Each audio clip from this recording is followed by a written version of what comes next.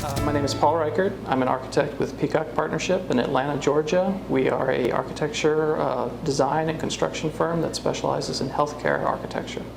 The challenges that we face with showers in healthcare institutions is keeping them ADA accessible while also retaining the ability to control water in the bathroom.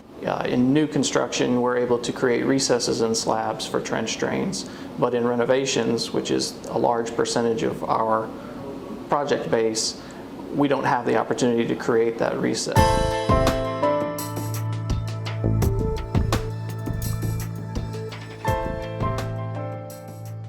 The key feature to this shower was that the trench drain could be installed on an existing slab. So being able to create a trench drain on top of an existing slab was a key feature.